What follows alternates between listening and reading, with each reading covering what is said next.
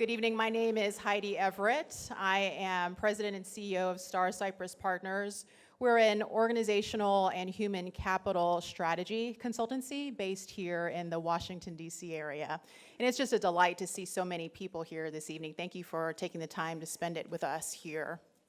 And it's just an honor to be here to introduce John Mackey, who is the co-founder and CEO of Whole Foods Market, and also the co-founder of Conscious Capitalism. And I must say, this is a little bit of a fangirl moment for me because I attended high school in a small town right outside of Austin, Texas. So when you live outside in a small town of Austin, Texas, the only cool thing to do is to go to Austin.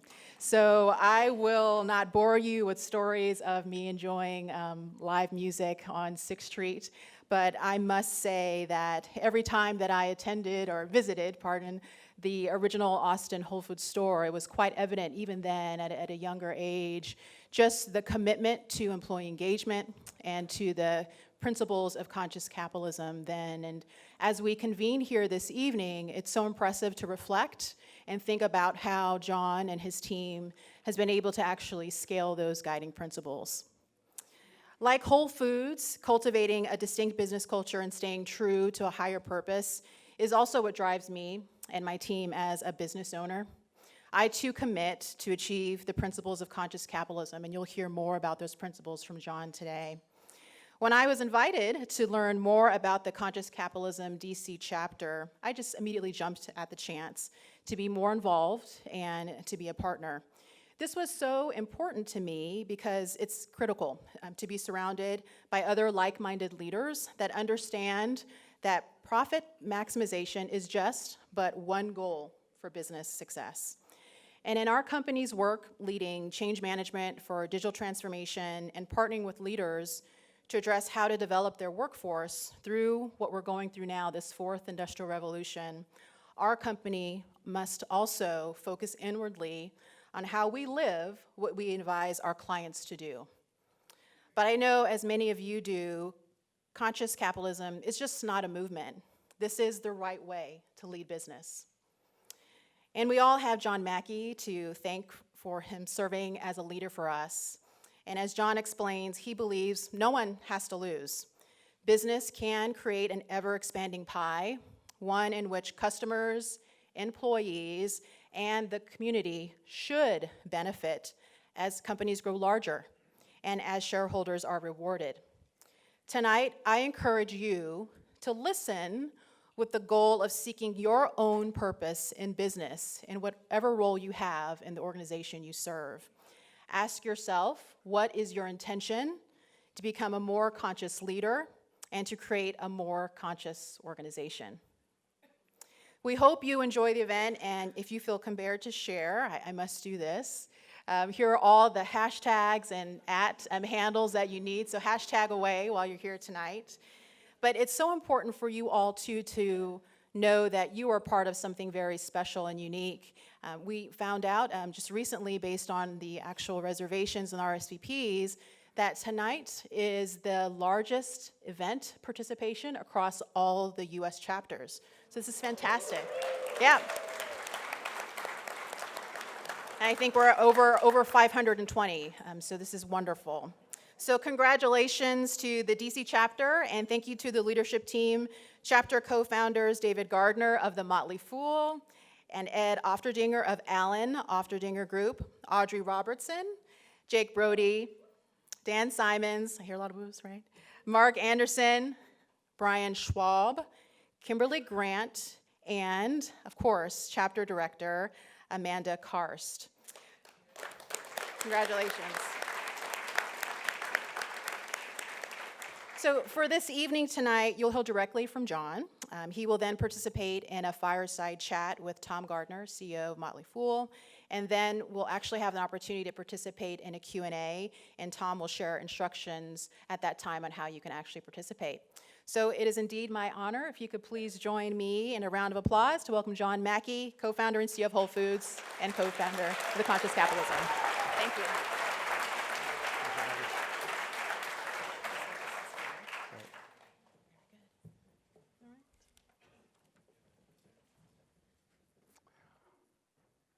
quick little poll for the audience. How many of you consider yourselves like conscious leaders in business?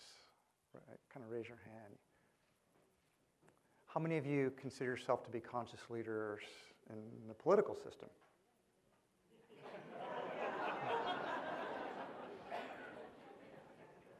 Your mission, should you decide to accept it.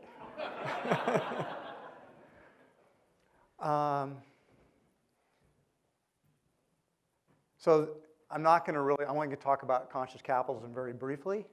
So this is like it's like a graduate course, because we're going to talk about, got a new book that's just turned in the manuscript yesterday, a couple of co-authors on conscious leadership, which is 2 chapters in the book on conscious capitalism, but they were the 2 chapters that we got the most positive feedback about. So people really want us to write a book on leadership. And so super excited about that book, just turned it in.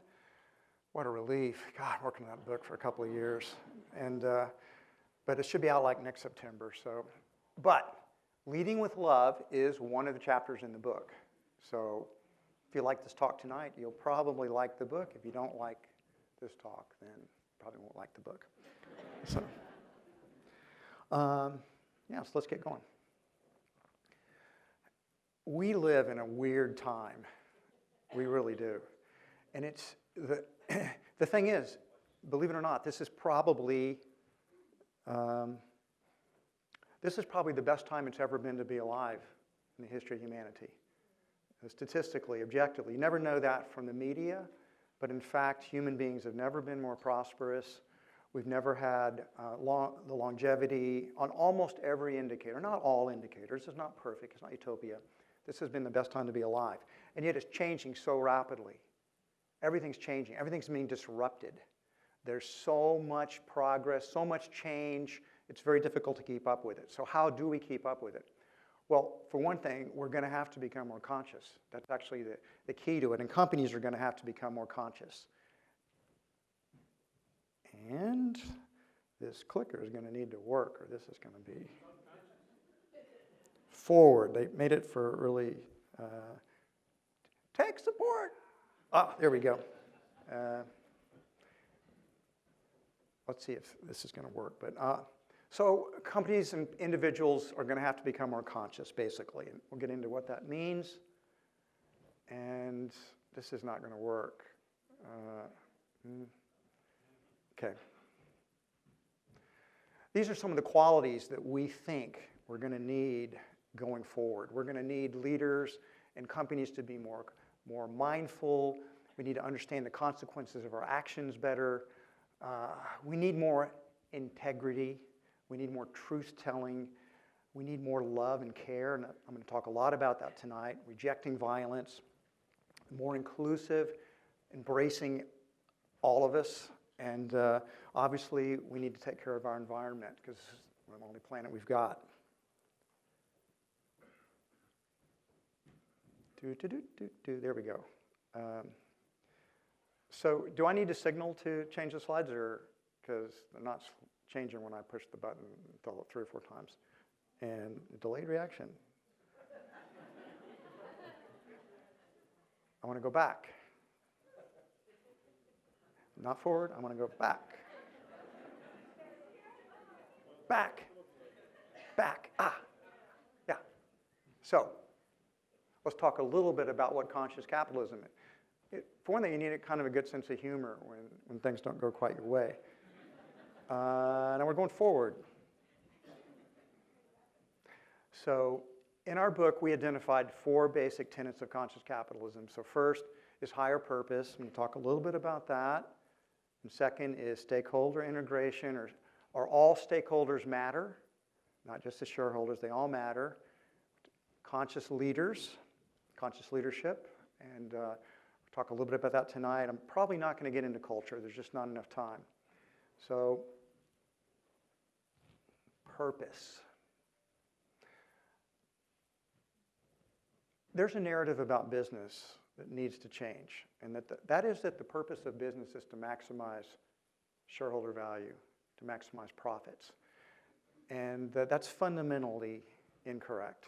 And that is the single biggest reason why people don't trust business, why people think business needs to be reformed. It's why the millennial generation seems to be embracing socialism.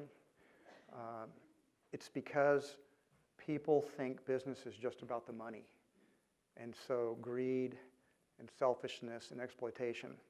And so the way we shift that is, yes, business needs to make money. As Ed Freeman, the father of stakeholder theory, said, it's a little bit like, my body needs to produce red blood cells or I'll die. If you stop producing red blood cells, you won't live very long. But it doesn't logically follow, just because I need red blood cells to live, that the purpose of my life is to produce red blood cells.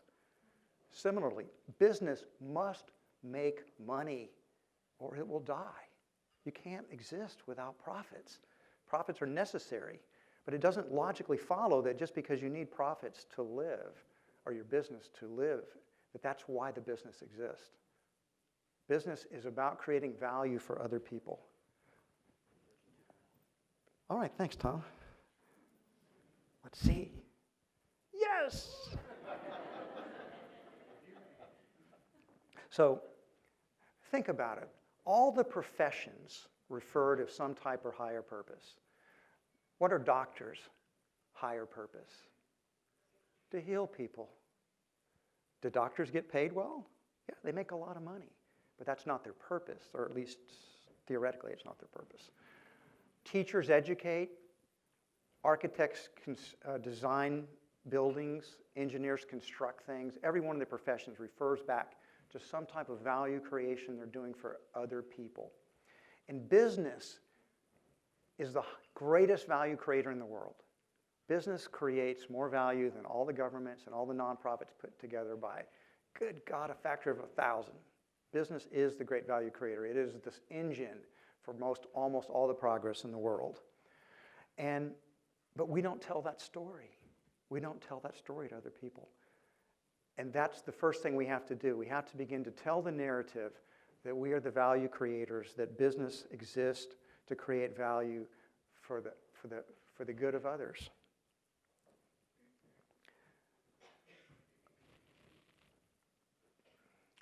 The companies that I most admire, and I think are the greatest companies, are companies that all have great purposes. Great companies equals great purposes. For example, I put Amazon on here after they bought Whole Foods. Thought that was really good politics on my part.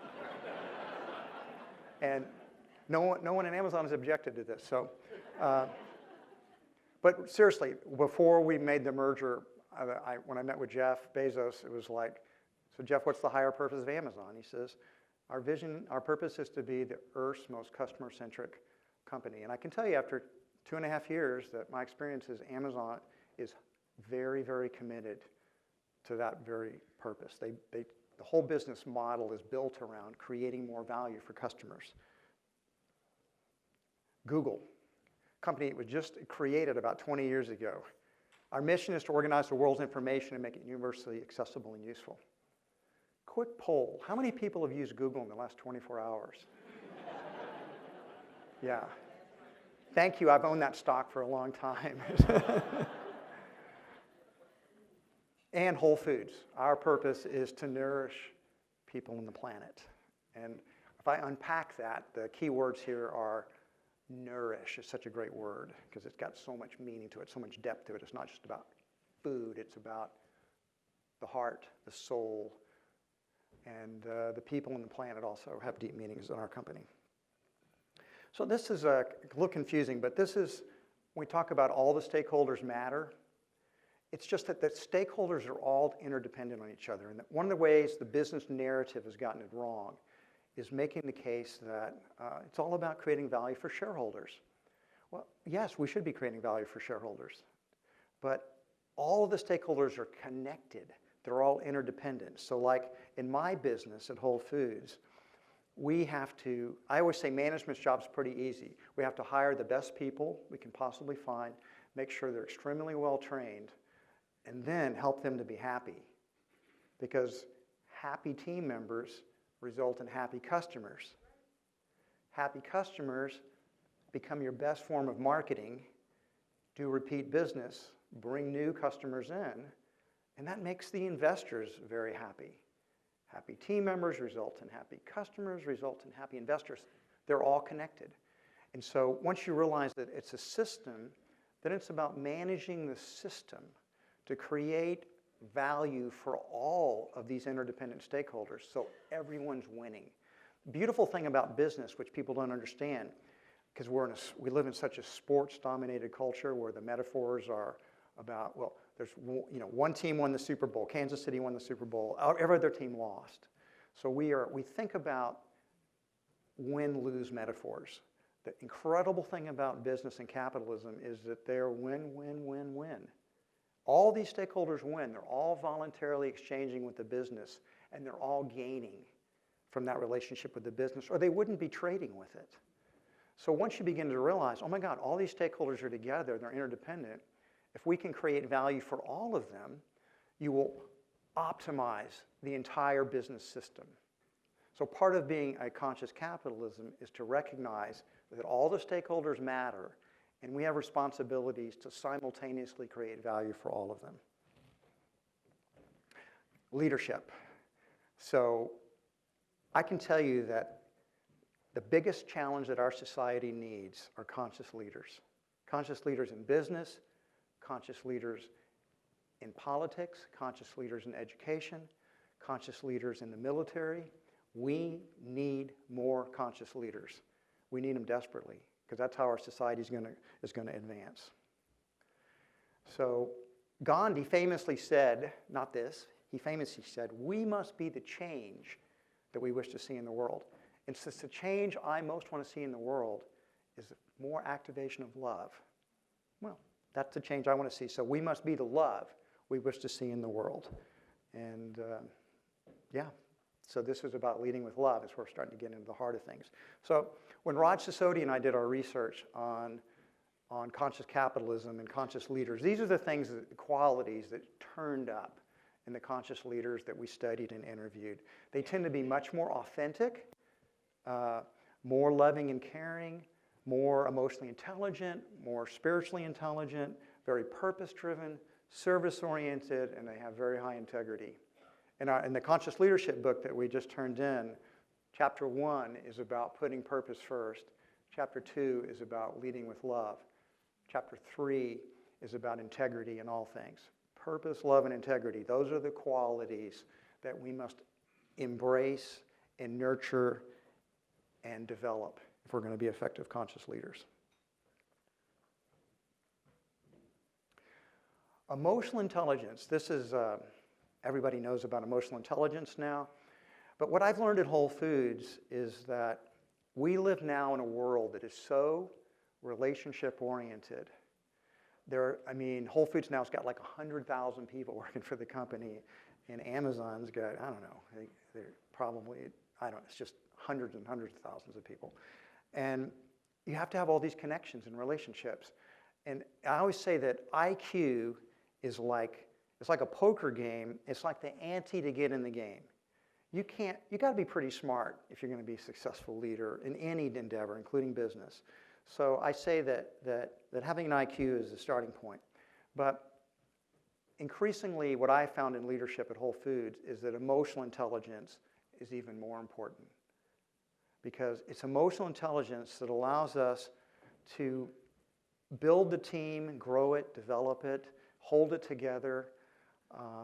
And so Daniel Goleman, who literally wrote the book on it, he came up with his analysis shows that the two important attributes of emotional intelligence. First one starts with your own self-knowledge, intrapersonal intelligence, knowing thyself. Most people don't have a clue. Most people are not very emotionally intelligent about their own. They don't understand their emotions, for example. They can't identify their emotions. They don't know when they're experiencing emotion. And they don't understand, and very few people understand, they're actually creating the emotions themselves by the interpretations they make. If you change your interpretations, you'll change your emotions. So therefore, you have a responsibility to create the emotions that will be the most life-affirming. You are responsible for how you show up in the world. You're responsible for your emotional responses. But that requires a great deal of inner work. It requires a great deal of self-knowledge. So the first goal of emotional intelligence is to learn about your emotions. Most people don't understand what their higher purpose is. We're going to talk about that in a little bit, about how to discover your higher purpose. And most people, they don't understand what's driving them. We have certain drives, ambitions. Where do they come from? What are we trying to accomplish in life? What are we trying to achieve? So that emotional intelligence is coming to know yourself, knowing who you are, what makes you tick, what you want, and taking responsibility for emotions. And then secondly, the ability to understand others. And you cannot understand others without empathy, putting yourself in their shoes. And it starts with the ability to listen. I mean really listen. Literally listening means you tune into that person and you open yourself so you can really be present and connect with them. You do these two together, high self-awareness combined with empathy and listening skills, and you get emotional intelligence. And this is what we need so much today in our organizations. We need higher degrees of emotional intelligence. The good news is it's not that easy to develop your IQ. You can continue to learn, but it's hard to increase your IQ. But you can develop your EQ. I mean, before I got married, and my wife took me under intensive training, I'd have to say my emotional intelligence was, I thought it was pretty good, but she quickly taught me, I know, well, you've got serious work to do. But I did a tremendous amount of work, and I'd say my EQ is, about almost 50% as good as my wife, and that's come a long way from when I started out. I could never do that if she was here, because she would never credit me with actually 50%. Spiritual intelligence is something that we don't maybe use in the language so much, but what I mean by it, it's not anything to do with religion. So first, it's the ability to discern purpose. I mean, spiritual intelligence, part of it is, imagine for a minute like, purpose is not rare, purpose is everywhere. It's a little bit like, right now while we're here, we don't hear it, or I hope we don't, but there's all kinds of radio waves out there. There are all kinds of radio stations that if we could tune into that, and we'd have all these different channels that we could listen to, right? That's the way purpose is. Purpose is everywhere if you have the ability to tune into it.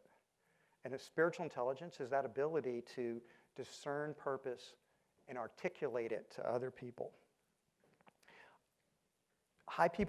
So let's take ethics, which, Warren Buffett has a great quote where he says that, if you can see kind of one of those gray areas, one of those gray lines, he says, you're too close to it. Because high spiritual intelligence means you have already a strong sense of ethics. You have a strong sense of, I'm not gonna. That's not the right thing to do. You just and so that's the ability to discern that. And some people have got it, and some don't. And you can develop it. Love, care, compassion. I'm going to get into more depth in this as this talk goes on. But that's a mark of high degree of spiritual intelligence. And then the good, the true, and the beautiful, the highest ideals that humans have aspired to. Spiritual intelligence is the ability to discern that and express it to other people. Let's talk a little bit about what conscious leaders do. This is a Whole Foods Market store. We're a very purpose, mission-driven company. This is a typical sort of this is a store team meeting, obviously, but our team members they're pumped up, baby, because we're helping nourish the people on the planet. We're creating healthy food for people. We're making a difference. And so part of what a conscious leader does is discern purpose and share it. I think Sam Walton said, and I'm not going to get this quote completely right at Walmart, but Sam said, he says, if you just get super excited about stuff, pretty soon other people get excited too. And then they get other people excited, and then the whole world starts to get excited. And certainly Sam got a lot of people excited about Walmart and changed the world with it. Conscious leaders are here to make a positive difference. Life is very short. I'm going to talk more about that in a minute. And the conscious leader recognizes the brevity of life and decides, you know what, I'm going to go for it. I'm going to make this world a better place. While I'm here, I'm going to do everything I can to be in service. There's a story about, as I find as I get older, most people never heard of Buckminster Fuller, but Buckminster Fuller was a genius. But what people don't know, when Buckminster Fuller was 30, he came very close to committing suicide. His daughter had contracted spinal meningitis and died. And you know what happens oftentimes when a child dies in a marriage? The marriage dies too. It's statistically proven that it doesn't bring people together, it tears them apart. So he got divorced, the guy was depressed, and he was thinking about killing himself. And so he was about to do it, and then like in a flash of spiritual insight, he said, what if I don't kill myself? What instead if I devoted myself to seeing how much good one human being could do in a lifetime? So for the entire rest of his life, he devoted himself to basically service. And Buckminster Fuller was an amazing human being who he patented, I don't know if you can Google it, but I don't know, maybe 100 different things. He wrote dozens of books. He had a huge impact in design thinking, but he could have killed himself that day when he was super depressed. The conscious leader makes a decision to make the world a better place, and they inspire people and they mobilize energy. That's what I'm trying to do tonight. I'm trying to inspire you. I'm trying to mobilize your energy. A conscious leader is going to help people to grow and evolve because we can't do it by ourselves. We have to develop our team and our talent. One of the myths in America is that we have these super leaders. We've got the genius Steve Jobs and Elon Musk and Jeff Bezos and Bill Gates and Sergey Brin and Larry Page and Sheryl Sandberg and Mark Zuckerberg. Well, sure, these are all brilliant people. However, they're successful because they've got an amazing team around them. First thing I noticed when I got to Amazon is like, God, there are a lot of smart people here. I mean, like, really smart people. And in fact, I was with Ken Meyer here, who's one of my longtime executives at Whole Foods, and we went up, he was with me when we went to have the first meeting with those guys, and I remember afterwards, we sat down and we were grinning because we just really liked those guys. And it was like, God, Ken, those guys are so smart. He says, I know, man, they're really smart. Maybe we should team up with them. And so we have to unleash creativity because innovation is what makes this world go around. And at the end of the day, the ability of an organization to innovate is really the only lasting competitive advantage you have. Everything else can be copied and duplicated. I'm a huge believer, and this is a chapter in our book, the one that's going to be coming out, Conscious Leadership, about the importance of finding win-win-win solutions. If you've ever think about win-win-win, I would submit to you that it's a replacement or it's upgrade on the golden rule. It's an upgrade on the golden rule. It's a framework. You can answer all ethical questions within a win-win-win framework. How do we find the win for everyone? When I win, you win, we all win. We don't think that way. We think in terms of win-lose. That's the natural thing. And yet, once you enter this framework of seeking win-win-win strategies, you will find everything changes. You will have a new framework that you examine, and all your ethical dilemmas are going to start to disappear. We are so taught to think in terms of trade-offs, but once you begin to think win-win-win, you begin to unleash your own creative imagination to come up with solutions that you never thought were possible. I'm not saying there are not any trade-offs in this world. There are.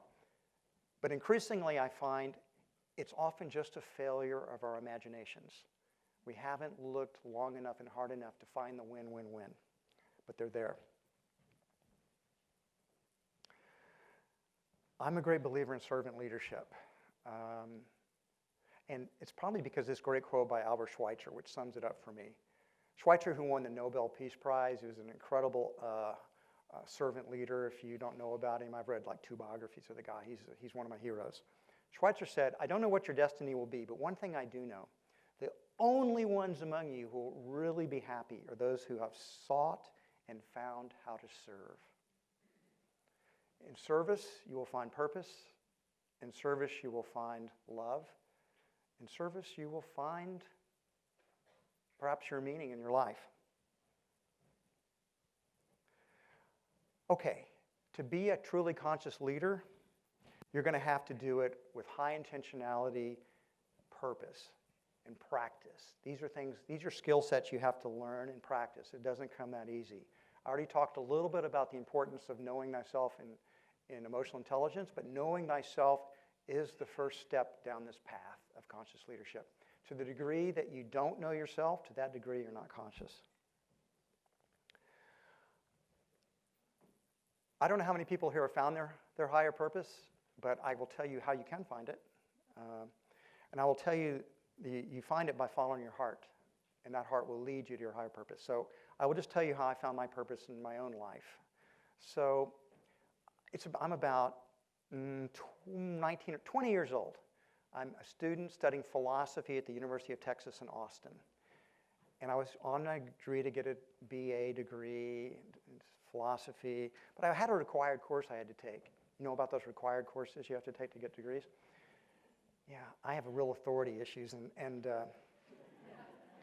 I hated this course. I really didn't like the professor. I couldn't read these books. I didn't like it. And so I had this internal argument that went on for a week or 10 days in my heart. And it was, look, John, buckle down, discipline yourself. You have to get through this course to get this degree. Versus, I hate this course. I don't like the professor. I don't want to read the book. I don't want to do it. Yeah, okay, buddy. Buckle down. Discipline yourself. This is the price you pay to get the college degree, okay? Just buck up. Stop making excuses. I don't want to. Okay, so that argument went on internally for a little while. And then one night I was trying to read the text, and I stood up with the book, and I threw it on the ground. I won't tell you exactly what I said because, PG-13 here. But my whole life changed. I dropped the course the next day. From that point onward, I never took another course, never read another book that I didn't want to do or read. I took complete control of my own college education. And so I've got like 125 hours of electives.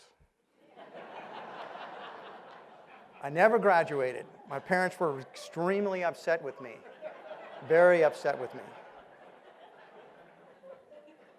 But what I hadn't realized is that I had launched by then really following my own heart. So about a year later, I moved in this vegetarian co-op in Austin. I wasn't a vegetarian. I just thought but I thought I'd meet super cool people in a vegetarian co-op, and I did. I met Renee, who I co-founded Whole Foods with, and I became a vegetarian. I became the food buyer for the co-op, and I was interested everything natural, everything organic. It was like I wanted to read about herbs. I just couldn't get enough of it. I was just totally on fire. I had found my higher purpose in life, and so I went to work for this small natural food store. I said, man, this store's fun. I'm friends with everybody working there. The customers come in. I get to talk to them. I get to talk about these healthy food. And I went home one night to the co-op where I was living. I said, Renee, what do you think if we started our own store? And Renee, who was a very enthusiastic person, she said, oh, Mackey, man, that's so cool. we were hippies. And she said, yeah, let's do that. It'll be fun. Yeah, we'd be grocers. That'd be cool, man, far out. So we did. We went out and hustled $45,000 from pretty much everybody I knew and lost a few friends along the way. And we opened up a store. It's called Safer Way.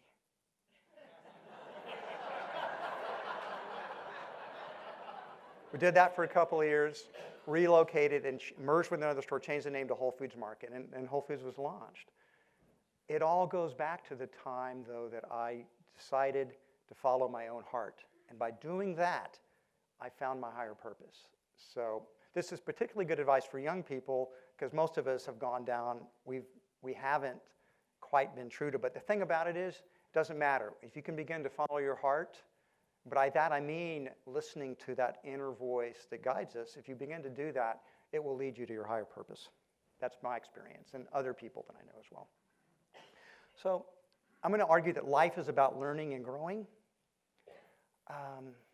Again, another chapter in the book. It's the final chapter in the book because we should learn and grow our entire lives.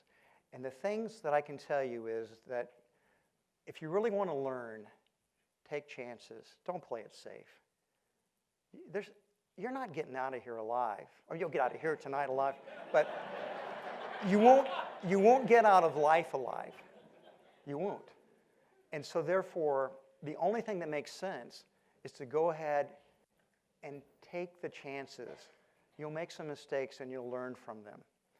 I'll also say that the way you can grow the most is through relationships. I was kind of making a joke about the emotional intelligence thing about my wife, but it's true. I've learned more from my wife than anyone else. And I learned in my first wife, I learned a lot from her too, like mostly about who I shouldn't be married to. But you learn from your friends, you learn from your family. If you have children, you will learn an amazing amount from your children. For one thing, you kind of get to relive your own life again through your kids. So relationships are great teachers, and we should take advantage. We have to keep our hearts and minds open.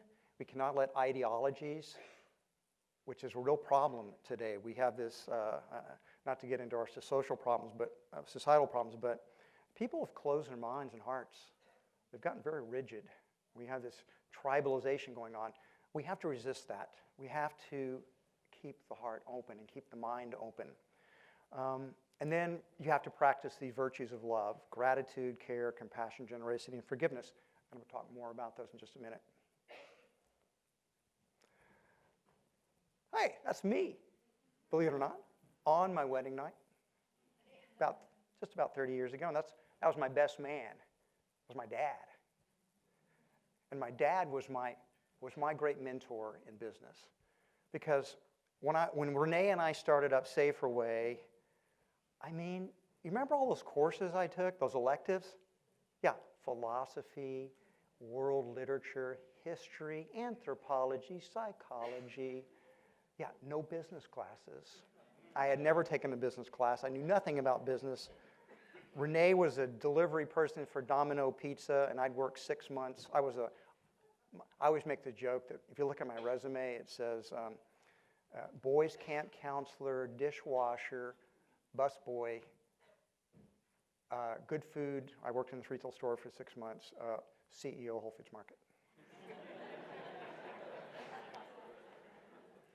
The only reason I didn't wreck Whole Foods in the early days was this man, my father, my mentor.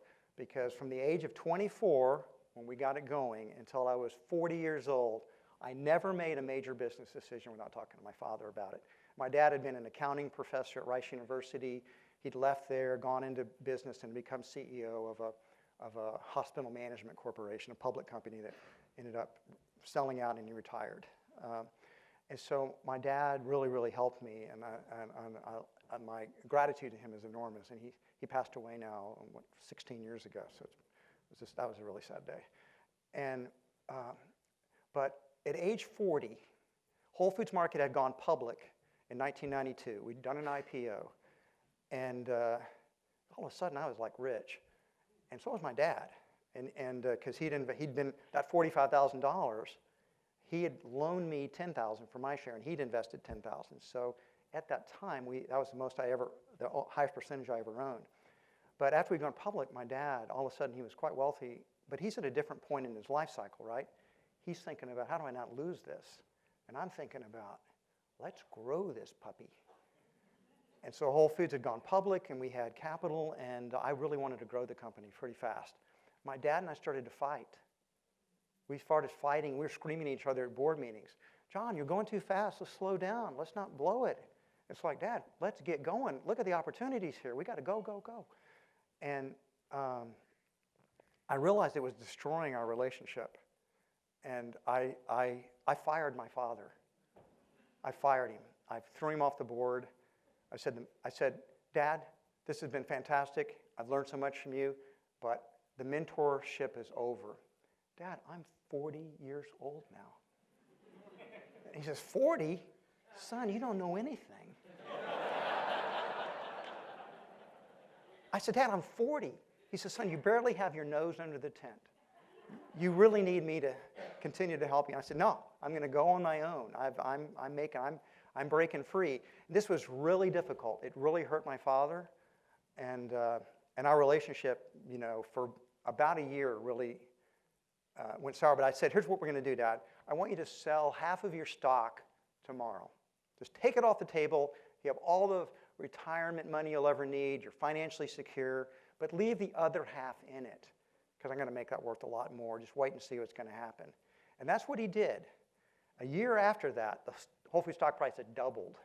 So my dad had gotten his whole investment back, and he said, why did you tell me to sell half of it?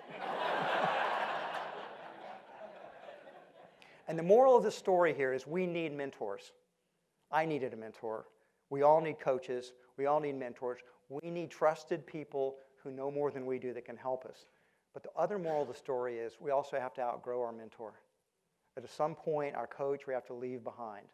At some point, we have to become fully our higher self and manifest it. And we can't do that unless, in some sense, we begin to follow that inner guide as opposed to that external guide. So every situation in life, everyone can be your teacher. Every encounter you have, if you are conscious and you're awake, you will learn from every circumstance that you're in. Every day is an opportunity to learn. It's incredible. It's amazing, actually. So another great learning opportunity is crisis. In fact, it's one of the best. Next to relationships, it's one of the best ways we can learn. The problem is, when we're in crisis, when we're under huge stress, the natural human reaction is to contract. Go back to a safe place where you're not afraid, right? Let's go back. Let's get safe. Wrong strategy. You should do the exact opposite. It's under crisis. You open wider, even though it's scary and it hurts and you're frightened and you don't know what's going to happen. Because that is when you have the opportunity to grow the most. And I could tell you all kinds of crises that happened in Whole Foods, from a coup attempt to when the financial crisis hit in 2007, 2008, and our stock price dropped 90%. And Whole Foods Market, you could have bought Whole Foods Market for 50% of our own cash flow. Can you imagine? Wow. I was scared that somebody was going to buy us 50% of our cash flow, but another story. But a crisis that I will tell you, the most recent one, of course, was when the shareholder activists were trying to take us down. That led to the merger with Amazon.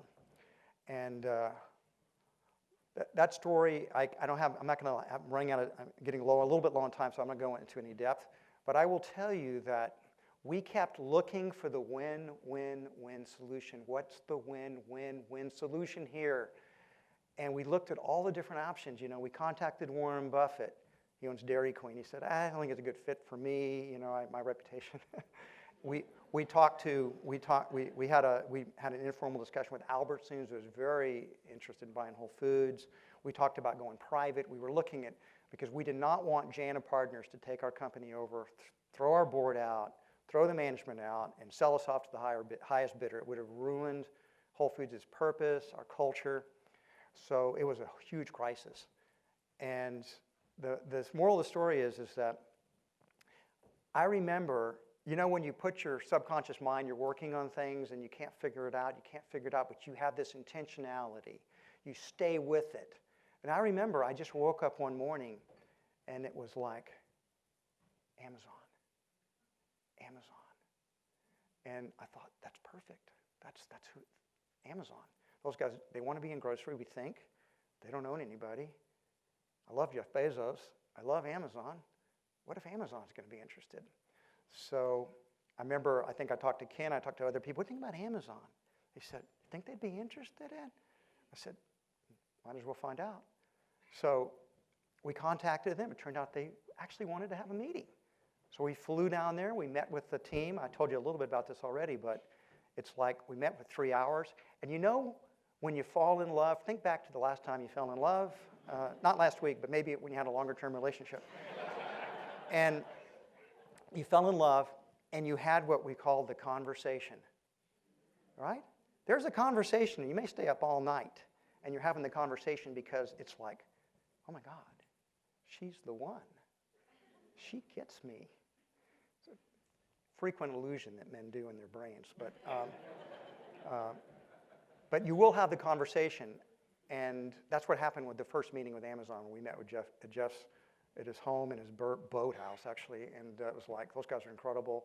This is a perfect fit for us. We spent 3 hours talking, and all we could talk about were the things we were going to do together. And I remember when our team left, it was like, God, those guys are incredible. This would be so fantastic. And then we looked at each other and said, do you think they liked us too? It turned out they did, because just 3 days later, they sent a whole team of people to Austin to continue the conversation. And 6 weeks after that first meeting, we'd signed a formal merger agreement. It was a whirlwind romance. And yeah, so people are always hoping I'm going to say bad things about Amazon, but I love Amazon. I'm still in love with them. It's been great, and we're 3 years in, so the honeymoon's over, but committed relationship.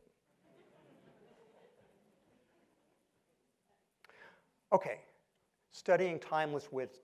We live in an amazing time. All knowledge, almost all knowledge, is available right now at the touch of your fingertips. And I've got like 1,000 books on this phone. I can Google anything. There's never been a better time. You can learn and gain knowledge so rapidly. And yet most people fill their mind with junk. Just like when people eat junk food. They spend their time with their minds on junk stuff. What we should be doing is filling our minds with the wisest teachers that have ever lived to help us become wiser and better people. I'm a great believer you have to do the inner work. So like, yeah, I do inner work. I meditate about 10 minutes a day. But 10 minutes, that's all I can really handle. I get up and I'm so excited about what I'm going to do the day. If I can just force myself to meditate. My wife meditates 2 hours in the morning, 10 minutes. But I'm proud of my 10 minutes, so I just want to get credit for it. And having some type of practice is very important. And I do the meditation for 10 minutes, but I also read spiritual literature, and I do what we would call insight meditation during the day, which is basically just being fully present wherever you are, getting out of your mind chatter and just being in the moment. That's a practice we can do at any time. So I do believe the importance of setting time to be more self-aware. Can you build a business based on love? That's kind of the question, and the answer is yes, you can. So now I'm getting to the heart of this talk, actually. Love is in the corporate closet in the United States. Make no mistake about it. It is hidden away. Why? Why? Because love is so important. Why do we hide from love? Why do we keep it out of our corporations? Think about the metaphors that we use to think about business. War metaphors, right? War metaphors, Darwinian metaphors, survival of the fittest, only the paranoid survive, kill or be killed, it's a jungle out there, or sports metaphors, we're going to win, they're losers. Even the Game of Thrones, that's like become a metaphor for people. It's like, can only be one that can sit on the throne of Westeros, and everybody else dies. And business is portrayed in this hyper-competitive metaphors. That's how the media portrays it. Oftentimes, that's how the executives think about it. But the reality is, while competition is part of business, it's mostly about cooperation and creating value for other people. So as long as we have this hyper-competitive language to think about business, we're going to keep love in the closet. Because love is something, hey, we can't bring, check it at the door here. We're here to kick some ass. We're here to win. We're going to be number one. And so love stays hidden away. And we have to change the language that we use. That's why the stakeholder philosophy is so important, and purpose is important, because the idea of creating a work community is important. These give us the opportunity to let love out of the closet. Love is not something that needs to be hidden away. Love is not weak. Love is very, very strong. It's the glue that holds it all together. So if we're going to make our organizations more loving, the first thing we've got to do is eliminate fear. That means managing through fear. When people are scared, You can get them, you can make them behave, but you cut off their creativity because people are afraid to make a mistake. They're afraid to be punished. And so they don't innovate because that's risky. So by creating a really safe environment and not managing through fear, we release the possibility of love in the organization, because love and fear are almost diametrically opposites. I talked about emotional intelligence before. Well, promote people who have a high degree of emotional intelligence. That's just, it's like, don't promote the assholes. Don't. Promote the people that are caring and loving. Appreciations. So this is if you get nothing else out of this talk, but remember this one thing, it'll transform your organization. Whole Foods Market ends every meeting with appreciations. They're voluntary. Nobody has to do it. But you know what? It's very hard to maintain judgments of people. A person who just gave a very sincere appreciation of you, you just say, you know, I think Larry, maybe I've misjudged Larry. Been a little hard on Larry. Larry, you know, I think I'm going to take another look at Larry here. He seems like a pretty good guy. But the real beneficiary in appreciations is the person doing the appreciating. Because you cannot do an authentic appreciation of someone else without opening your heart. People know the difference when you're just kind of bullshitting them and when you're really authentically appreciating them. So first, if you're a conscious leader and you want to have more love released in your organization, very consciously and publicly and authentically appreciate people. We do it in meetings, but I do it all the time. I always try to catch, in the 1-minute management, they talk about catching people doing something right. We mostly find fault. I go out of my way to find things to appreciate about people every day. So love is such an amazing thing because there's so many different parts to it. It's kind of a master virtue. And well, I'm going to talk about those virtues, but we need to practice love. Love is not just a feeling in your heart. Love is something that we create. It's something we practice. Like any practice, we get more skilled at it the more we practice it. So let's start with gratitude. Gratitude. Gratitude, by the way, is the key to happiness. Show me a grateful person and I'll show you a happy person. And the reason why is that when we're grateful, the heart opens. And you know what? There's so much to be grateful for. First of all, my first practice I do in the morning is a gratitude practice. I just reflect upon how amazing it is to be alive. Think about it for just a second. We are living beings. We're alive. We can touch and move and breathe. We can hear music. We can make love. We can hold a baby close to us and smell them. It's astounding, the power of gratitude. And I'm going to pull this out here because I don't have it in the car. But I want to read this quote by D.H. Lawrence. This is an amazing quote. Whatever the unborn and the dead may know, they cannot know the beauty, the marvel of being alive. The magnificent here and now of life in the flesh is ours, and it's ours alone, and ours only for a lifetime. We ought to dance with rapture that we should be alive and in the flesh and part of the living incarnate cosmos. Oh my God, how blessed we are to be alive. And how grateful we should be to be alive and to be able to love. Oh my God, it's such an amazing gift. That's the universal gratitude. But you can practice gratitude towards all the people and everybody that you know and love because, I'm so grateful for all the people at Whole Foods that I've worked with. I've had such extraordinary people work with me. I always think, gosh, except for all those great people, the Kens and the Walters and the Glindas, the Jasons, the Sonias, and everybody else. Whole Foods is been successful because of all the amazing people. And I've been so fortunate to have worked with so many amazing people. Practice gratitude. You can do it before you eat. You can do it before you go to bed with a journal. You can do it first thing in the morning like me. If you practice gratitude, you will discover you are happy.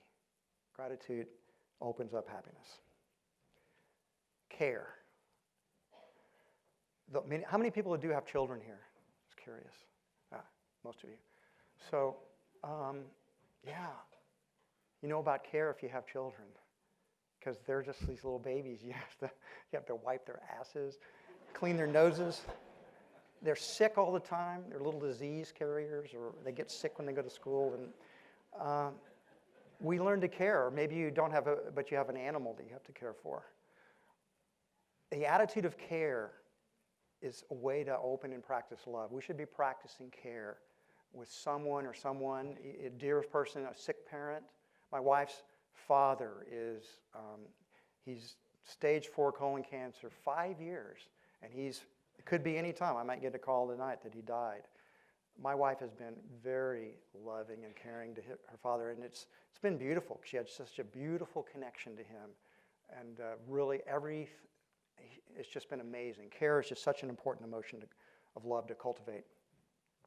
Compassion. Do you know why we should be compassionate? We should be compassionate. Compassion is the natural emotion of love that we experience whenever we see pain and suffering of another person. That's the right emotion to experience. And so remember I was talking about how amazing it is to be alive? And it truly is amazing. We should be grateful. Here's the thing. We're going to die. We are going to die. And we're going to get old, and we're going to get sick.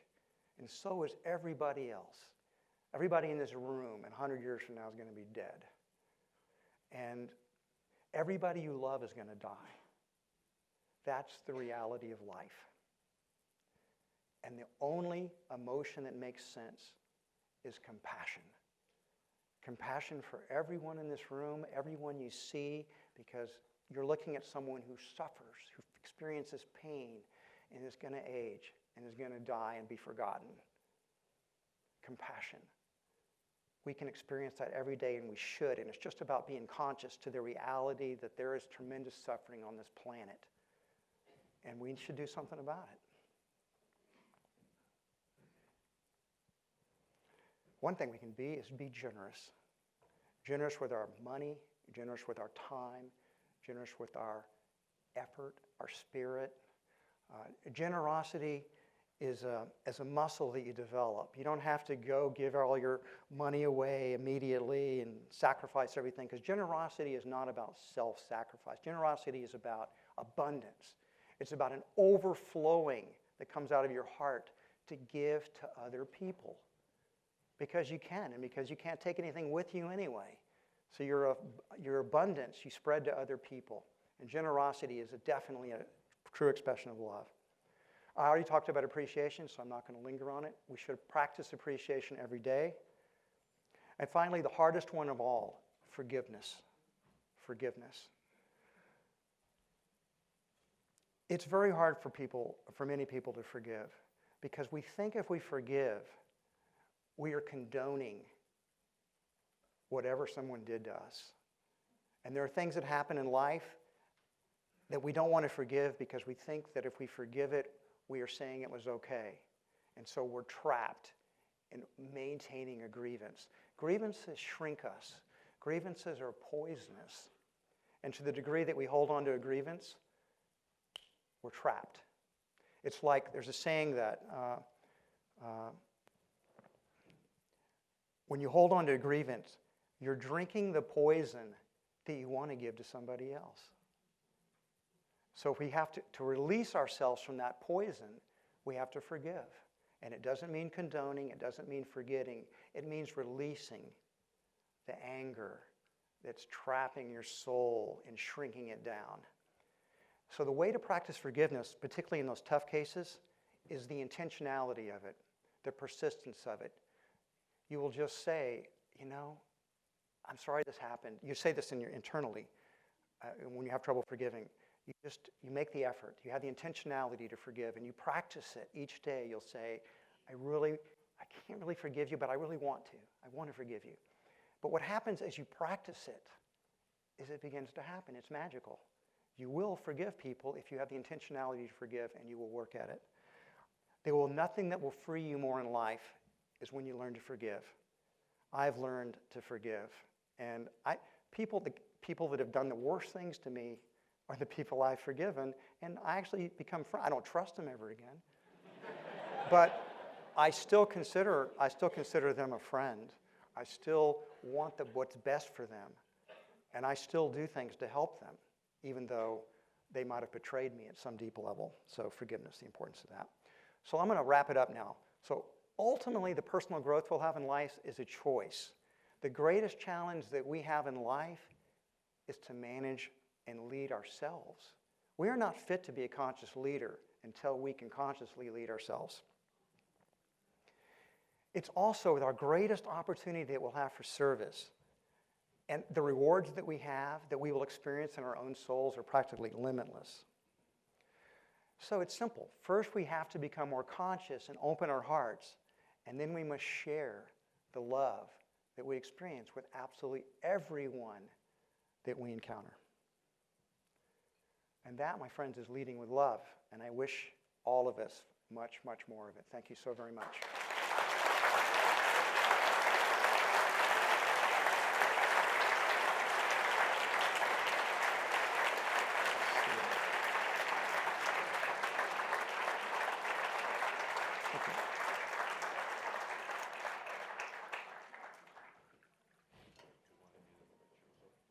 Oh, yeah, thanks.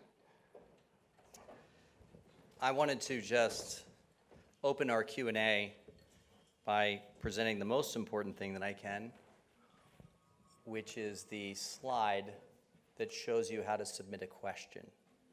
So at slido.com, oh, it's down there, yeah. I see it up there too, good, better. Who the heck are you? At I'm David Gardner's younger brother. Quick little story about that. One of the things that David and I do at The Motley Fool is we select stocks of companies that we really believe in for the long term. We very rarely sell at The Motley Fool. We believe in finding great organizations. And some people wonder if maybe one of the most painful things for me at the company is that in our flagship service, which is called Stock Advisor, David and I have been picking stocks against each other and against the market going back 15 years, that David is beating me by a very wide margin. And some people might think that that's what's sad or painful for me, but more painful and a little bit sadder was a phone call we got to our member services line once where a member couldn't quite figure out which service they were in, and they were trying to explain it, and when asked, "Can you tell me anything about it?" the member said, "I don't know, it's the one with the father and son picking stocks."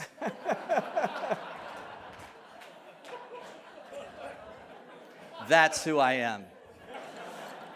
At slido.com, you enter CCDC into the form, and you post your question to the queue, and you can upvote questions, so we crowdsource the questions that are most important to you, and we've got about 30 minutes to ask questions of John. So I'm going to jump right into it, but before I do, I just want to quickly appreciate 3 people for why we're here this evening. One of them is David Gardner, my older brother, who made the initial investment to create the chapter in the Washington, D.C. area, and this is the second event, and it is, as we heard, the largest of all chapters in conscious capitalism and great chapters across the country. So I just want to appreciate you, David, for what you've created here this evening. It's a really beautiful experience.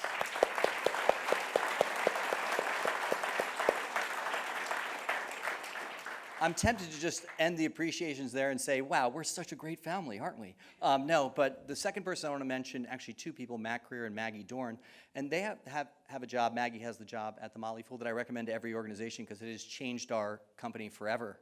And that is, it doesn't have to be a full-time job. It could be a stipend that you give to somebody to try it for a week and see what happens. You just contact people that you admire and ask them if you can have a 10-minute phone call with some people in your company, some members of your team, and see what you can learn from them. And I know John now, this is not going to work with John in life, but 10 years ago we emailed John and just told him we love Whole Foods. There's one about 100 yards from our office in Alexandria. If you're ever there and you'd like to come by, please come by. And John came by in 2009, I believe, right after Conscious Capitalism had launched, and presented for an hour and a half. And that presentation changed our company and how we think about stakeholders and the wide range of stakeholders that we have at the business. And the third is John. And thank you for such an amazing talk this evening. You've made things a little difficult for me because your talk was so insightful that you've pretty much answered every question I have. So I'm really going to ask you to go for it on Slido. But I will ask you, John, just to start.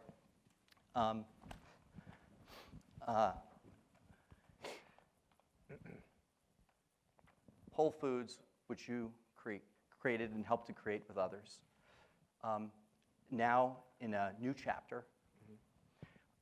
What is an example of a change in the consciousness of Whole Foods in its form within Amazon? What in that relationship you mentioned? What have we learned from Amazon? What have you learned from Amazon that has helped you become more conscious Gosh, of the company? we've learned so many things that are helping Whole Foods. Part of it, well, like here's an example. Amazon says that everybody has good intentions. But when something doesn't work, it's not because people don't have good intentions. It's because you need to create a mechanism to solve the problem. So Amazon has that language of creating mechanisms. How can we create a mechanism that will make this problem go away? Because if people are constantly failing, and so I'll say some mechanisms Whole Foods put in place. For example, since Amazon, we've put a mechanism in on, several mechanisms on food safety. So what Amazon was doing due diligence on Whole Foods, they looked at our financial statements, of course, but the most due diligence they did was on food safety, because they were very conscious, gee, we don't want a Chipotle problem whenever this merger occurs. So what they found is that you guys are okay in food safety, but we're going to have to up the game quite a bit. And we've put in a number of mechanisms that have improved our food safety. Another one was food waste, spoilage. It's like, we think the food spoilage is too high. What can we do about that? We need to set up mechanisms so we can measure the food shrink and begin to systematically work to reduce it. We've been doing that. We're making good progress at it. So it's kind of that. Whole Foods is a very heart-based company, and Amazon is a very more technically oriented. So they're actually really helping us improve our operations part of our business. So, and at a company with 700,000 plus employees, at which Whole Foods is 100,000, what do you think that you have contributed to Amazon in terms of their journey toward enlightenment as part of it? I know that would be you praising yourself. They're getting into the grocery business, so I think we've encouraged them to do that. I mean, is Whole Foods having an effect on Amazon? We are, of course. The leaders from Amazon that we interact with actually do appreciations now, for example, when they're with us. I don't know what they do when they're in their own time. And I remember, I'll tell you a story. So this happened early on after the merger. So Whole Foods is, even in the time of the Me Too movement, we're still pretty huggy culture. And we were having a meeting, everybody was hugging each other, and these two Amazon executives looked at each other, and they looked at everybody else, and they go, "What the hell?" And they went over and hugged each other, a couple of guys, and after one of them told me, he says, "Yeah, we've known each other 20 years. We worked together 20 years, and the first time we ever hugged each other." So there you go. That's what we've done. Love it. Maybe it's a start, okay? In a broad assessment of the three primary stakeholders, the customer, the employee, the shareholder, who do you think right now in American business or business around the world, or the category that you are focused on, who do you think is getting the short end of the stick of those three stakeholders? Where is there the greatest area of opportunity to make an improvement? They all are. The systems are not being optimized. I mean, shareholders are getting the short end of the stick too, because businesses can be much more profitable if all the stakeholders are taken care of. This is not a zero-sum game where when you optimize one stakeholder, that comes at the expense of everyone else. Once you recognize you're managing a system, you manage that system in such a way to make it better for all of them. But if we want to optimize the system, I'm going to answer your question, but I just wanted to get that kind of out there. It starts with customers, obviously. Customers and creating value for customers has to always be the goal of businesses. How do we create more value for customers? Amazon has that right, and I think that's one of the reasons why they've been so successful. And this is another, Whole Foods is customer-oriented, but Amazon has helped us to even think about it even in a deeper level. And then, but you can't take care of customers if you're not taking care of your team members, and they're not happy. And but I think of all the stakeholders that right now get the shortest end of the stick based on the way you described it, are suppliers. Suppliers are not seen, they're seen as something to exploit, and they are seen as somebody to get a better deal out of, to negotiate more out of, and they are taken for granted and they're not treated as partners. And I think your suppliers are partners, and that together, if you work together, you can synergize that relationship at a higher level. So it took Whole Foods a long way. That was the last one for us to learn. Herb Kelleher, somebody I know that you loved and greatly admired and learned from, and had an amazing dinner with. I remember the story you told me about meeting Herb. Maybe you can share a little bit of that if you'd like to. But one of the interesting things about Southwest Airlines is that they were, I believe, the most, and maybe today, are the most unionized airline. And when I had an opportunity to speak to him about it, he said, the key for us was time horizon. That is not a factor that many people properly evaluate in their pursuit of enlightenment and success. So can you talk about time horizon? I mean, you've been with Whole Foods since its creation, decades. Can you talk about that as a component of building a more conscious organization, how to set people's minds to the right? Actually, it gives me a chance to recommend a book I just finished reading, which had a big impact on me. And I've read so many books now that, and most of them don't have a big impact on me, but this one did. It's Simon Sinek's new book, The Infinite Game. And so what's the right time horizon? Infinity. We should create our businesses to last forever. Play the infinite game. That's really long term. And that means making sure that everyone's trying to fulfill the higher purpose, the just cause of the business, or why it exists in the world, and realize that the business should outlive its founders, it should outlive all the people, and it should continue on creating value in the world forever. That's the right time horizon, forever. You know, Warren Buffett said you should hold best time to sell is never. It's never to sell, right?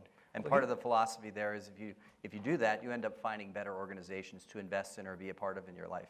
If that's one of your screening factors, I'm not going to be able to exit. So which places do I want to put my capital, my time? Or as Buffett said, if you have a punch card, you only can invest in 10, that you're out of investments. You pick those very carefully. The most voted for question at this point comes from Larissa Friesen. I hope I'm pronouncing your name correctly. Apology if not.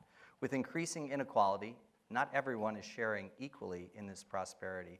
What are the benchmarks for conscious capitalists to make a difference in income or wealth inequality? I think I might have to add inequality to the list of things I don't talk about in public because you get people upset. You know, I'll talk about abortion, I'll talk about politics, I don't talk about Donald Trump, I don't talk about GMOs. These are lightning rod issues. How about inequality is a difficult one. So how do you create more opportunity and have more people? God, I mean, Whole Foods has created 100,000 jobs. I mean, we have done so much to help people have better lives. And all the stock options that we gave, and now they're getting RSUs for Amazon, we've made a huge difference. And that business, people want jobs, they want opportunities to grow. And the best way to solve for inequality is to do that. And I've watched people come into our company, like the man who, I'll tell you a story, the guy, Omar Gay, who's president of our Northern California region. Omar started working at Whole Foods as a dishwasher. Immigrant from Senegal, came in and started as a dishwasher. Remarkable individual, he speaks 5 languages. But he started there, and he worked his way up to become a team leader, then an associate store team leader, then a store team leader, then a regional vice president, then a regional president, where he is now. And how much inequality has gone from him, from dishwasher to president of a region that's doing well over $1 billion a year. That's what we do to fight inequality. Is there any expression of conscious capitalism right now that connects with the school system or high school age students or college students? Obviously, the thing I think we most need to do in our educational system is open it to innovation, because we can solve the educational problem if we just allow capitalism to work there, allow innovations to occur. We don't. It's closed down. It's public. We don't allow innovation to work. Education desperately needs to be disrupted, and we're disrupting it on the edges, but not at the core of it. And I think it will happen. I think it will happen, but there's political issues so far to prevent it. Joe Bernstein asks and gets 17 votes.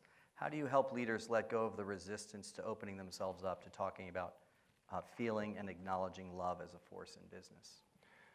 The best thing you can do is you lead by example. If you appreciate people, other people begin to appreciate people. If you're authentic and you're open heart, you give permission to your team and other people to be the same way. So you create a safe place where people can do that, and you demonstrate it yourself.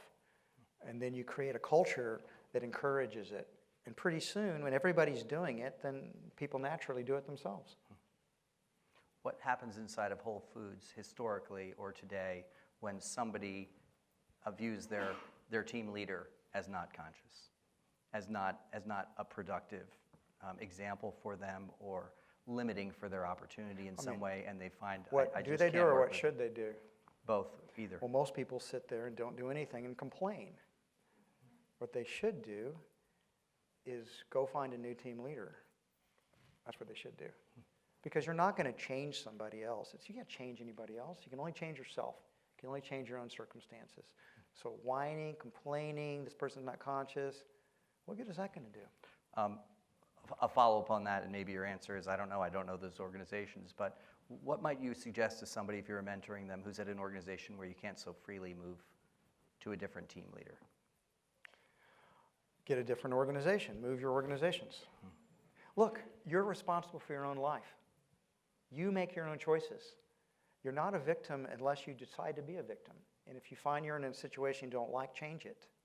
Make choices that enhance your own well-being in your own life. And take responsibility for yourself. No one else can do it for you. I can't solve all the problems. You know what I always say? I've done all I can do in this life to make the world a better place. I'm getting old now.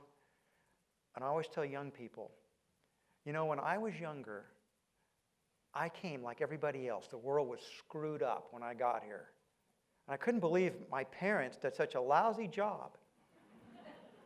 And then I got to be older and I realized, you know, my parents didn't know anything either. And each of us has to do the best that we can do in life. And then it's up to the young people. They don't yet know what they can't do. And that creates the possibility of innovation and breakthroughs that we can't even imagine. So hope is always in the youth. My generation solved a lot of problems that my parents' generation couldn't solve. That's a fact. I'm a boomer. I'm proud of what the boomers have done. I'm ashamed of some things, but I'm overall proud. We've done a lot of good on this planet. But we've also screwed up, and we haven't solved all the problems, and I have great confidence, and the Xers are now beginning to take control, and the millennials are very idealistic, and they're going to get their shot. Every generation gets their chance to make the world a better place. Youth will have its day, and when it's young, it's idealistic, and it's at its peak of innovation and creativity. So the problems that we can't solve, they got to solve. And then their kids after that. That's how humanity makes progress and advances. We've talked a little bit in the past about the continuum of enlightenment or consciousness, Right. that you don't settle permanently in one place and win, and you're not rated or scored at this one notch. We're all on a continuum. And we can move backwards. We can. And we can move forwards. What are some metrics or some ways that an organization could evaluate how they're doing versus where they were 3 years ago, 3 months ago, and where they want to be a year, 4 years? That's a very good question, and I don't think there's a simple answer to that. I know in the movement, there are people that are working to develop the metrics. I mean, there's some metrics that exist, like you've got your net promoter scores, for example, can be one way you can measure that stakeholder satisfaction for customers. With employees, you've got your Glassdoor ratings, which the Motley Fool excels at. And there are ways we can measure our performance for each stakeholder.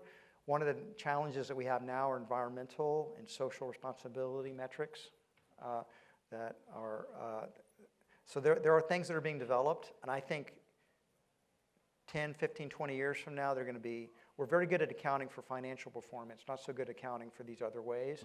But that's a problem to be solved, mechanisms to be put in place. And I don't necessarily know the perfect answer, but I know a lot of creative people are working on it. And I'm sure we'll have much more in-depth evaluations to corporations going forward that measure performance, and all these measure performances and purpose, fulfillment of mission, stakeholder satisfactions. I don't have the answer, but we need it, and others will figure it out. I'll mention that our company uses a tool called Culture Amp, and I just recommend taking a look at that tool. It allows you to run surveys inside your company or your organization, and it boils it down to groupings of 5, so everyone's anonymity is preserved. But instead of getting one engagement score for your company, you can see how people who've been with you 7 years in your tech department are doing versus people that were hired in the last year. How come you're just telling me that right now? You have to subscribe, John. That's a great It's a great idea. tool. Yeah, It's a great tool. Wow, I'm gonna pick your brain about that one. How can businesses reduce?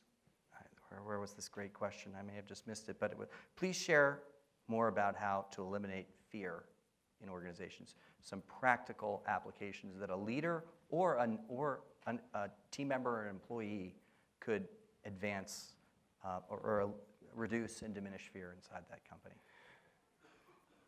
So that's a cultural thing. You have to create a culture that is not fear-based. And again, as always, it starts with the consciousness of the leader and the example that you set. That's very important. But you also have to create structures that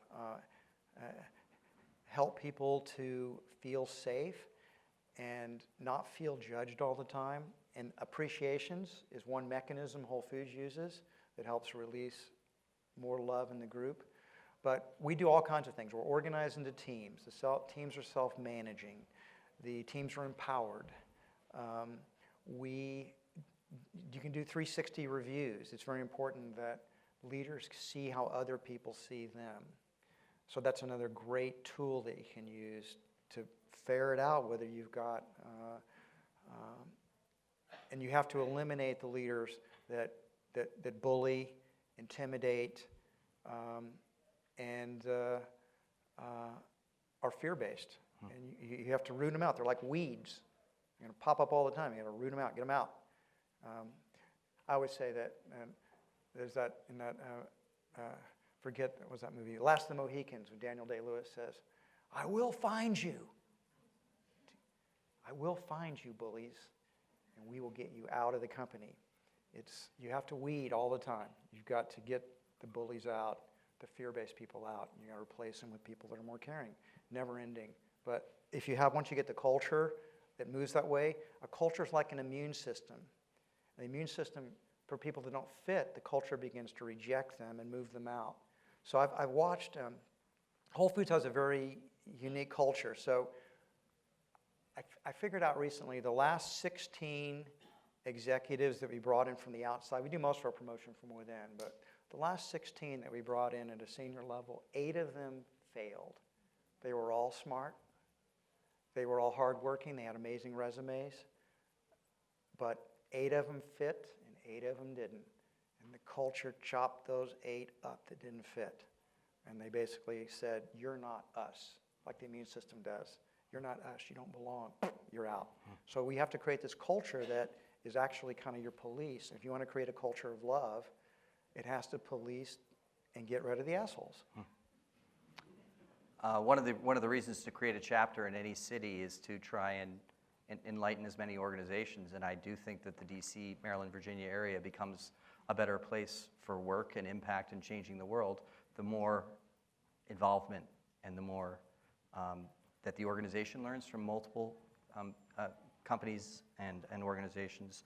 So just a plug there that I want to thank everyone for being here this evening and being a part of this. This is a really special night and a really beautiful day, and I'm thankful you took the time to come out, and I hope you've got some practical things and some beautiful theories that you can think about and deploy in your organizations. And if you want to get more involved, I hope you'll come and join up future gatherings and be a part of the online connections that can happen as well. I guess since we are here at 8:28, and I know that we got Jake Brody, and it's over in 2 minutes, all of these years in now, and it's not fair to say what are you most, but I'd say what is something that you really are very, very proud of that's happened at Whole Foods? What is the expression that Whole Foods has created, however much or little you were a part of this, that is a representation of something that you hold dear about the company? So this is kind of our last question here. Mm-hmm. So I'll say it by, I get asked this question or similar question all the time, like, what is your legacy? What do you want it to be? That type of thing. And the real answer to that is that if you ask an artist what's their favorite song or their favorite painting or their favorite book they've written or whatever, the answer is whatever they're working on right then, right? Because it's the journey itself. Creating is inherently rewarding and satisfying. If there's a better thing in life than building a company, I haven't found it. It's so much fun. It's so challenging. It takes everything you have. It's so deeply rewarding. So I want Whole Foods to be an infinite game. I want it to be business it's like parents want their children to outlive them. I want Whole Foods to outlive me. And I want it to be, so the thing I'm most proud of is that we've created a company that's created great value in the world for 42 years. It's a pretty long time, but I hope it'll be 420 years. I hope it continues to live on and the spirit of it continues to live on. So that's the thing I'm most proud of, is actually the company itself. And that I'm very proud of what we have co-created at Whole Foods. It is the thing, next to my wife, I love the most in the world. And Jake Brody, a managing partner from Accenture, will come up and make closing remarks. So applaud him and John Mackey. Yeah, awesome. You sit. You can stay there, Tom. Oh, it's all good. It's all good. he's out. He's never focused this long. He's got to go I going. love that. Well, thanks a lot for that, Tom. And John, again, wonderful talk for all of us. Jake Brody, Managing Director at Accenture, part of the founding chapter advisory for Conscious Capital DC. Again, my thanks to you all for coming out tonight. It's been, I hope you found it to be a very insightful and motivating event. And what moves me to be part of the organization from Accenture is, we operate at the intersection of innovation and purpose. It's really the way our company thinks about the work we do for our clients, a professional services company. And our mission and vision in life is really to help change the way the world works and lives. And I'll quote quickly one of my leaders and mentors. When I thought about this organization, I remember some things he said to us before, that we like to operate that it's also about profits and it's about purpose, and it's about success with significance, and that great organizations and companies and people, you're not only values obsessed, but you're value obsessed as well. And if you put those things together and you strive for, I think, the tenets of what conscious capitalism is all about, and you're focused on your community, and you're thinking about the stakeholders in your community, that we think we've got something special going on here in Washington, D.C. And so really this is all about a call to action for all of you. I challenge you to engage yourselves in conscious capitalism if you believe in it and it's of interest to you. I ask you to activate your own networks and to motivate your communities and take part. And so you will see upcoming events. Go to our website. You'll see some upcoming events, and I'll get to a slide in a second. But really, just behind me on the slide that you can see some of our main partners who've already signed up to be part of the conscious capitalism movement here in Washington, D.C. There's plenty of room for you all to also join. We've got a whole year's worth of program we're just now getting underway to think about, and all ideas are on the table. So we want to have events like this with John and other major luminaries. We also want to have smaller get-togethers where we can sit together and start thinking about and exploring and sharing our own experiences and what it means to be part of this movement. So coming up, I think in April in Jersey City, the national chapter, this is a national organization, has their annual conference. You still can register up to the end of this month and receive about a $300 off your ticket. So if that moves you and you're interested, please go there. And at the same time, you'll see the signage all around. Please go to our website, find out how you can join up and get engaged. Because this is something that I think, and you think about what you heard tonight, and you read about the tenets of the movement, there's something here that matters to all of us. And I thank you all for being here tonight. And enjoy the evening. Be well. Thank you. Thank you.